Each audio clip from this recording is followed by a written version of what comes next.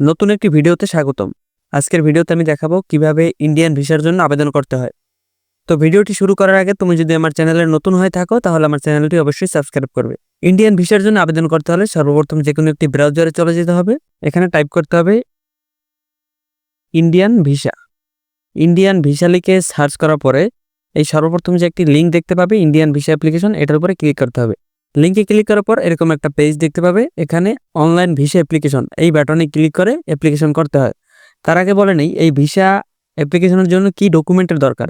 এই মুহূর্তে যেহেতু মেডিকেল ভিসা, স্টুডেন্ট ভিসা এবং ডবল এন্ট্রি ভিসা এ ব্যতীত কোনো ভিসা চালু নেই, অর্থাৎ ট্যুরিস্ট ভিসায় এখন আবেদন করা যায় না কিংবা যাওয়া যায় না। তো মেডিকেল ভিসা যেহেতু একমাত্র পথ, সেহেতু মেডিকেল ভিসা করতে যে ডকুমেন্ট দরকার সেটা হচ্ছে একটা অ্যাপয়েন্টমেন্ট। ইন্ডিয়ান একটা হাসপাতালের অ্যাপয়েন্টমেন্ট লাগবে। তো অ্যাপয়েন্টমেন্ট নিতে হলে কি ডকুমেন্ট দরকার বা কিভাবে নিতে হয়, নেওয়ার প্রসেস কি, এটা যদি দেখতে চাও বা জানতে চাও তাহলে ইউটিউবে অনেক ভিডিও আছে রিলেটেড, সেটা সার্চ দিয়ে দেখে নিতে পারো। কিংবা আমাকে যদি বলো কমেন্ট করে, আমি অবশ্যই নিয়ে একটা ভিডিও তৈরি করব। তো আমি মূল টপিকে চলে যাই, কিভাবে আমরা এই ভিসার জন্য আবেদন করব। এই অনলাইন ভিসা অ্যাপ্লিকেশন নামে যে বাটনটি, এটার উপর প্রথমে ক্লিক করব। এরপরে এখানে বাংলাদেশ সিলেক্ট করব। এরপর এখান থেকে ইন্ডিয়ান মিশন বা অফিস, বাংলাদেশের কোন অফিস থেকে আমি আবেদন করব। আমি ঢাকা থেকে আবেদন করব। এরপরে ন্যাশনালিটি, আমার ন্যাশনালিটি কি বা যার জন্য আবেদন করব তার ন্যাশনালিটি কি, বাংলাদেশ মানে জাতীয়তা। এরপরে জন্ম তারিখ দিতে হবে এখানে। এরপরে একটা ইমেল আইডি দিতে হবে, ওই একই ইমেল আইডি পরের ঘরে আবার দিতে হবে। এরপরে এখানে দিতে হবে এক্সপেক্টেড ডেট অফ অ্যারাইভাল, মানে ইন্ডিয়াতে যাওয়ার একটা আনুমানিক ডেট। এই ডেটেই যে যেতে হবে এমন না, আমি একটা ধারণা দিব, মানে একটা আনুমানিক একটা ডেট দিব। তো এটা সচরাচর 1 মাস 1.5 মাস গ্যাপ রেখে দিতে হয়, কারণ এই ভিসা আবেদনের পরে পেমেন্ট করা অনেক ঝামেলা, পেমেন্টে অনেক দিন চলে যায়। তারপরে মোটামুটি সবকিছু গুজগাছ করতে 1 থেকে 1.5 মাস হয়ে যায়। তো সেজন্য এই ডেটটা আমি অবশ্যই 1.5 মাস বা 1 মাস পরে দেওয়ার চেষ্টা করব। এরপরে ভিসা টাইপ, মানে কোন ধরনের ভিসায় আমি যাব। আমি যেহেতু মেডিকেল ভিসায় যাব সেহেতু এখান থেকে মেডিকেল সিলেক্ট করব। এরপরে পারপাস হচ্ছে এই ভিসাটা যার জন্য আবেদন করতেছি সে পেশেন্ট নাকি অ্যাটেন্ডেন্ট। অ্যাটেন্ডেন্ট মানে হচ্ছে পেশেন্টের সাথে সহযোগী হিসেবে যারা যায় তাদেরকে অ্যাটেন্ডেন্ট বলে। আমি যেহেতু পেশেন্টের জন্য আবেদন করতেছি সেহেতু ফর পেশেন্ট এটা সিলেক্ট করব। এরপরে এখানে যে একটা কোড দেখা যাবে সেই কোডটা নিচে টাইপ করতে হবে দেখে দেখে, এটা এক একজনের এক এক রকম আসবে কোড, যা যেটা আসবে সেটাই টাইপ করবে। এরপরে কন্টিনিউতে ক্লিক করার পরে এই যে সকল ফর্ম আছে এখানে এগুলো পূরণ করতে হবে। এখানে সারনেম মানে হচ্ছে পদবি, এই তথ্যগুলো অবশ্যই পাসপোর্ট দেখে পূরণ করতে হবে। এখানে ভুল হলে ভিসা কখনোই পাওয়া যাবে না, সেহেতু পাসপোর্ট দেখে অবশ্যই হুহু টাইপ করবে।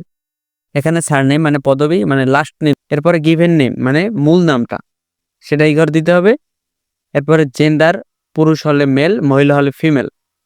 এরপরে এইখানে টাউন অফ বার্থ বা সিটি অফ বার্থ, এটা নিজ জেলা হয়, যার যে জেলা সেই জেলাটা এখানে টাইপ করবে। আইডি কার্ডের পিছনে লেখা থাকে জন্মস্থান, জন্মস্থানের সামনে যে লেখাটা থাকবে বা যে জেলাটা থাকবে সেটা এখানে দেবে, বা পাসপোর্টেও থাকে এটা। এরপরে এখান থেকে বাংলাদেশ সিলেক্ট করতে হবে। এরপরে ন্যাশনাল আইডি নং, জাতীয় পরিচয়পত্র নম্বর, সেটা দেখে দেখে এখানে পূরণ করবে। এরপরে রিলিজিয়ন মানে তোমার ধর্মটা, সেটা এখান থেকে সিলেক্ট করবে। এরপরে ভিজিয়েবল আইডেন্টিফিকেশন মার্ক, এরকম যদি কোনো দাগ বা কোনো চিহ্ন থাকে যেটা দেখে তোমাকে মার্ক করা যায় যে এই সেই লোক, তাহলে সেটা এখানে লিখতে হবে। আর যদি না থাকে তাহলে এনে মানে নাই বা খালি। এরপরে এডুকেশনাল কোয়ালিফিকেশন, তোমার শিক্ষাগত যোগ্যতা, যদি তোমার মেট্রিক পাস হয়ে থাকে বা এসএসসি পাস হয়ে থাকে তাহলে মেট্রিকুলেশন, বা তার থেকে বেশি হলে হায়ার সেকেন্ডারি, গ্রাজুয়েট এগুলো হতে পারে। আর যদি এসএসসি এর কম হয়, যে অল্প স্বল্প লেখাপড়া করেছে 1 2 3 4 5, সেক্ষেত্রে বিলো মেট্রিকুলেশন মানে মেট্রিক বা এসএসসি এর নিচে। তো আমি বিলো মেট্রিকুলেশন সিলেক্ট করতেছি। এরপরে did you acquire nationality by birth or naturalization, মানে এই যে বাংলাদেশি যে আমার জাতীয়তা এটা আমি কিভাবে অর্জন করেছি, মানে বাংলাদেশ আমার জন্ম এই মারফতে নাকি অন্য কোনো মারফতে। যেহেতু আমার জন্ম অনুযায়ী আমি জাতীয়তা পেয়েছি সেহেতু বাই বার্থ। এরপরে পাসপোর্ট নাম্বার, তোমার পাসপোর্ট দেখে দেখে এখানে তোমার পাসপোর্ট নাম্বারটা টাইপ করবে। এরপরে প্লেস অফ ইস্যু, এটা সবারই ঢাকা হয়, ঢাকা লিখবে এখানে। এরপরে ডেট অফ ইস্যু, তোমার পাসপোর্টের যে পৃষ্ঠায় তোমার তথ্যাবলী থাকে ছবি সম্বলিত যে পেজটা, সেই পেজের নিচে গেলে দেখতে পাবে প্রদানের তারিখ বা ডেট অফ ইস্যু, সেই ডেটটা এখানে টাইপ করবে। তার নিচেই দেখবে মেয়াদ উত্তীর্ণের তারিখ বা ডেট অফ এক্সপায়ারি, সেই এক্সপায়ারি ডেটটা এখানে টাইপ করবে। এরপরে যদি তোমার পুরনো কোনো পাসপোর্ট থাকে, মানে বর্তমান যে পাসপোর্টটা তার আগে যদি কোনো পাসপোর্ট থেকে থাকে সেটার তথ্য তুমি এখানে দিতে পারো নিচে একইভাবে, আর যদি না থাকে তাহলে দেওয়ার দরকার নেই। সকল তথ্য পূরণ করে সেভ অ্যান্ড কন্টিনিউতে ক্লিক করার পরে এরকম আরেকটা পেজ আসবে। এখানে অনেকগুলো ফর্ম আছে, এগুলো ফিল আপ করতে হবে। এখানে হাউস নং বা স্ট্রিট মানে বাড়ির নাম্বার অথবা রাস্তার নাম এটা লিখতে হবে। এরপরে এখানে ভিলেজ, টাউন অথবা সিটি, তোমার টাউন তুমি এখানে তোমার গ্রামের নাম, এখানে উপজেলার নাম, এখান থেকে বাংলাদেশ সিলেক্ট করে এখানে তোমার জেলার নাম, তারপর এখানে তোমার পোস্ট কোড, এখানে ফোন নাম্বার, একই ফোন নাম্বার তুমি এখানেও দিতে পারো মোবাইল নাম্বারের ঘরে, কিন্তু এখানে যে আইএসডি কোড এই কোডটা তুমি 880 বাংলাদেশ এটা সিলেক্ট করবে। এরপর এখানে তোমার মোবাইল নাম্বারটা টাইপ করবে। এটা হচ্ছে প্রেজেন্ট অ্যাড্রেসের ঘর। এই প্রেজেন্ট অ্যাড্রেস পূরণ করার পরে আরেকটা আছে পার্মানেন্ট অ্যাড্রেস, যদি দুটো একই হয় এটা পূরণ করার পরে তুমি এখানে একটা টিক মার্ক দিয়ে দেবে, তাহলে এটা অটোমেটিক পূরণ হয়ে যাবে। এরপরে ফাদার্স ডিটেলস মানে তোমার বাবার নাম দিতে হবে এখানে এই ঘরে, এটা পাসপোর্ট দেখে দিবে অবশ্যই, কোনো ভুল না হয়। এরপরে পিতার জাতীয়তা বাংলাদেশ, এরপরে তার যদি পুরনো কোনো জাতীয়তা থাকে মানে অন্য কোনো দেশে আগে থাকতো বা অন্য জাতীয়তা ছিল তাহলে সেটা সিলেক্ট করতে পারো, আর যদি না থাকে তাহলে বাংলাদেশেই দিয়ে দিতে পারো, আর না দিলেও কোনো সমস্যা নেই। এ ঘরটা ঐচ্ছিক, কিছু দিলেও হয় না দিলেও না, তবে দিলে অবশ্যই বাংলাদেশ দিতে হবে, এর বাইরে কিছুই দিবে না। এরপরে প্লেস অফ বার্থ তোমার পিতার জন্মস্থান, এটা অবশ্যই তোমার নিজে যেটা দেয়া মানে নিজ জেলা সেটাই দিবে এখানে। এরপরে country or region of birth তোমার পিতার জন্মের দেশ কোনটা সেটা অবশ্যই বাংলাদেশ দিবে। এরপরে একইভাবে মায়ের ডিটেলস যেটা সেটা ইগার পূরণ করবে। এরপরে অ্যাপ্লিক্যান্টস ম্যারিটাল স্ট্যাটাস মানে যার জন্য আবেদন করতেছো বা তুমি নিজে যদি হয়ে থাকো তাহলে তোমার বৈবাহিক অবস্থা, সিঙ্গেল হলে বা অবিবাহিত হলে সিঙ্গেল, আর যদি বিবাহিত হয়ে থাকে তাহলে মেরিড। মেরিড দেওয়ার পরে তোমার স্ত্রী বা স্বামীর নাম এইখানে পূরণ করবে, মা বাবার যেরকম ছিল একইভাবে এই ঘরটাও এটা পূরণ করবে।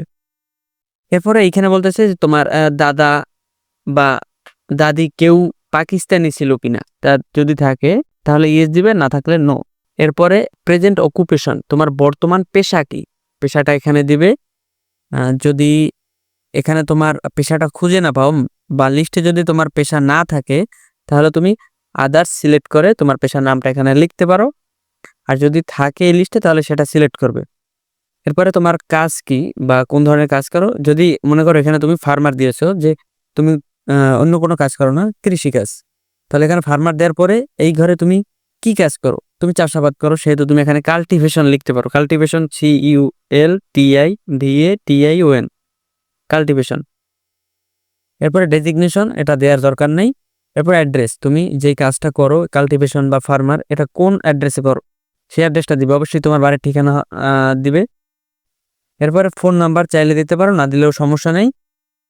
এরপরে নিচে আছে পাস্ট অকুপেশন, পুরনো যদি কোনো অকুপেশন থাকে আগে অন্য পেশায় ছিলে সেটা এখানে সিলেক্ট করতে পারো, না দিলেও কোনো সমস্যা নেই।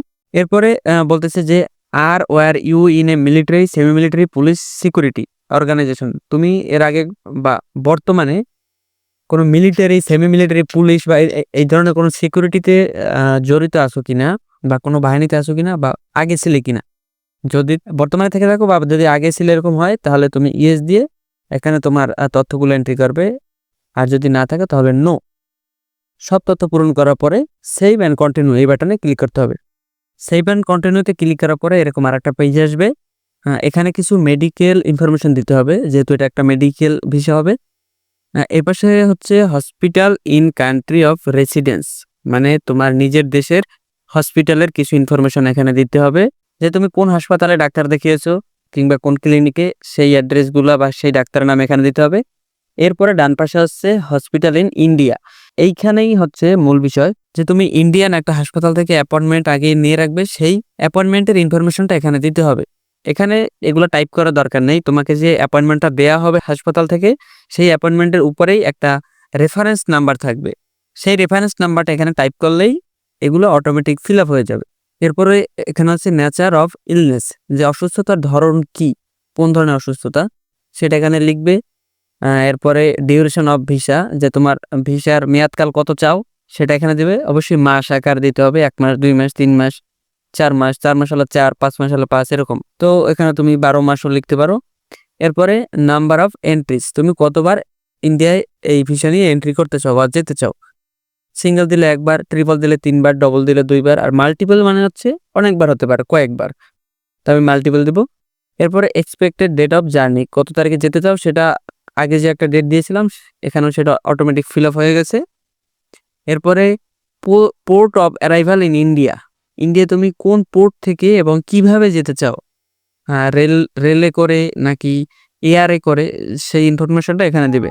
যেমন এই যে বাই রোড হরিদাসপুর, মানে বেনাপোলের যে বর্ডার, সেই বর্ডারে ওই জায়গাটার নাম হচ্ছে হরিদাসপুর। তো আমি হরিদাসপুর থেকে যাব এবং বাই রোডে। এরপরে expected port of exit from India, তুমি ইন্ডিয়া থেকে যখন বাংলাদেশে এক্সিট করবে বা ফিরে আসবে তখন কোন পোর্ট থেকে আসতে চাও, এটা একটা আনুমানিক হতে পারে, কিন্তু যাওয়ার পোর্টটা অবশ্যই ঠিকভাবে দিবে যেটা থেকে তুমি যেতে চাও। আসাটা এটা ম্যান্ডেটরি না, বা এটা অন্য একটা দিলেও সমস্যা নেই, বা তুমি একটা দিলে যে অন্যটা থেকে আসতে পারবে না এমন না। তো আমি একই দিয়ে দিচ্ছি, বাই রোড হরিদাসপুর। এরপরে have you ever visited India before, মানে এর আগে তুমি কখনো ইন্ডিয়া ভিজিট করেছো কিনা বা গিয়েছো কিনা। যদি যে থাকো তাহলে ইয়েস, আর না গেলে নো। ইয়েস দিলে এখানে তুমি কোথায় গিয়েছিলে সে অ্যাড্রেস এখানে দিবে, যেমন এখানে গ্রামের নাম, উপজেলার নাম, জেলার নাম, বা রাজ্যের নাম যেমন ওয়েস্ট বেঙ্গল, এগুলো এখানে পূরণ করবে।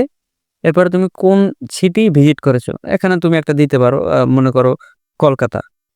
এরপর তুমি যে পূর্বে গিয়েছিলে সেটা যে একটা ভিসা নাম্বার ছিল, ভিসার উপর যে একটা নাম্বার থাকে ভিএন এরকম ডট ডট ডট ডট, সেই নাম্বারটা এখানে দিবে এবং সেটা কোন ধরনের ভিসা ছিল সেই টাইপটা এখানে সিলেক্ট করবে। এবং প্লেজ অফ ইস্যু, এটাও ঢাকাই হয়, ভিসাটা কোথা থেকে ইস্যু হয়েছে। এরপরে ডেট অফ ইস্যু, তো তোমার ভিসার পেজে গেলে ওরকম একটা ডেট দেখবে, ডেট অফ ইস্যুয়েন্স বা ইস্যু ডেট এরকম কিছু একটা থাকবে, সেই ডেটটা এখানে টাইপ করবে। এরপরে এখানে হচ্ছে যে এরকম আগে কখনো ইন্ডিয়া যাওয়ার কোনো সুযোগ আসছে বা কোনো পারমিশন আসছে, তুমি সেটা রিফিউজ করে দিয়েছো বা বাতিল করে দিয়েছো, এরকম কখনো হয়েছে কিনা। যদি হয় তাহলে ইয়েস দিবে, আর যদি না হয় তাহলে নো। এরপরে এগুলা দেওয়ার দরকার নেই, এটা দেওয়ার দরকার নেই। এরপর এখানে হচ্ছে have you visited SAARC countries, যে তুমি গত 3 বছরের ভিতরে কোনো সার্কভুক্ত দেশে ভিজিট করেছো কিনা, এটা একটা দিতে পারো, নো দিলাম। এরপরে রেফারেন্স, ইন্ডিয়াতে যে তুমি যাবে বা ইন্ডিয়া কোথায় যাবে সেখানে একটা রেফারেন্স তোমাকে দিতে হবে, এমন একজনের রেফারেন্স দিবে যে তোমার পরিচিত বা যার সাথে যোগাযোগ করলে তোমাকে চিনতে পারে। এখানে নাম দিবে তার, এখানে অ্যাড্রেস, এখানে মনে করো গ্রামের নাম, পোস্ট অফিসের নাম, এরপর এখানে স্টেট রাজ্য, এরপরে ডিস্ট্রিক্ট, এরপর এখানে তার ফোন নাম্বার দিবে। একইভাবে রেফারেন্স নেম ইন বাংলাদেশে একজন রেফারেন্স নাম দিবে তোমার পরিবারে, তোমার আত্মীয় স্বজনের মধ্যে, এখানে নাম, এখানে অ্যাড্রেসটা লিখবে, এখানে তার ফোন নাম্বার। এই সকল কিছু পূরণ করার পরে সেভ অ্যান্ড কন্টিনিউ বাটনে ক্লিক করবে। সেভ অ্যান্ড কন্টিনিউতে ক্লিক করার পরে এরকম একটা পেজ আসবে, এখানে অনেকগুলো প্রশ্ন আছে আর যেগুলোর উত্তর তোমাকে সিলেক্ট করতে হবে। যেমন have you ever been arrested, তারপরে মানে হচ্ছে যে তুমি কোর্ট অফ ল থেকে কখনো অ্যারেস্ট হয়েছো কিনা, তোমার নামে কোনো কেস আছে কিনা, এই কোয়ালিটির যা কিছু আছে এখানে সব প্রশ্ন এখানে রয়েছে। তো এগুলো অবশ্যই সবগুলো নো হতে হবে যদি তুমি ইন্ডিয়াতে যেতে চাও। আর যদি যাওয়ার ইচ্ছে না থাকে তাহলে তুমি ইয়েস দিতে পারো, মানে ইয়েস দিলে আর তোমার যাওয়ার কোনো অপশন নাই, সেহেতু তোমাকে অবশ্যই সবগুলো নো দিতে হবে। সবগুলো নো দেওয়ার পরে এই বাটনে একটা ক্লিক করে, মানে একটা টিক মার্ক দিয়ে সেভ অ্যান্ড কন্টিনিউতে ক্লিক করতে হবে। সেভ অ্যান্ড কন্টিনিউতে ক্লিক করার পরে এরকম আর একটা পেজ আসবে, এখানে তোমাকে একটা ফটো আপলোড করতে হবে অ্যাপ্লিক্যান্টের, মানে যে আবেদনকারী যার নামে আবেদন হচ্ছে তার একটা ফটো আপলোড করতে হবে। ফটোটা অবশ্যই 2x2 ইঞ্চি, অর্থাৎ 2x2 আকারের ছবি হতে হবে এবং ছবিটার ব্যাকগ্রাউন্ড হতে হবে হোয়াইট কালার, মানে সাদা কালার, এবং ছবিতে অবশ্যই যেন তোমার 2 কান স্পষ্ট দেখা যায় এরকম একটা ছবি তুমি এখানে আপলোড করবে, আগেই রেডি করে রাখবে তোমার কম্পিউটার অথবা মোবাইলে। সেটা তুমি এখানে চুজ ফাইল ক্লিক করে ছবিটা যেখানে আছে সেখানে গিয়ে চুজ করে ওপেন দিবে। ওপেন দেওয়ার পরে আপলোড ফটো নামে যে বাটনটা আছে এটাতে ক্লিক করতে হবে।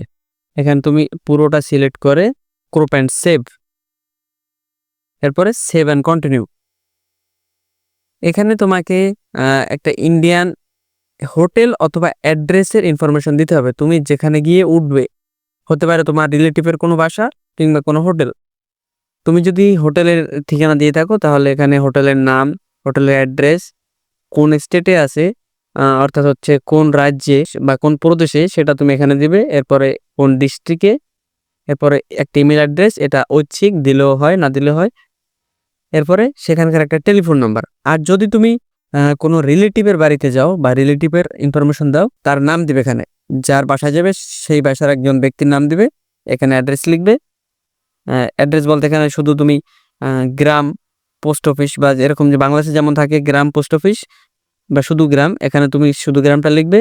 এরপর এখান থেকে স্টেটটা দিবে, এরপরে ডিস্ট্রিক্ট, এখানে একটা তার ফোন নাম্বার দিবে সেই ব্যক্তির। তারপরে কন্টিনিউতে ক্লিক করতে হবে।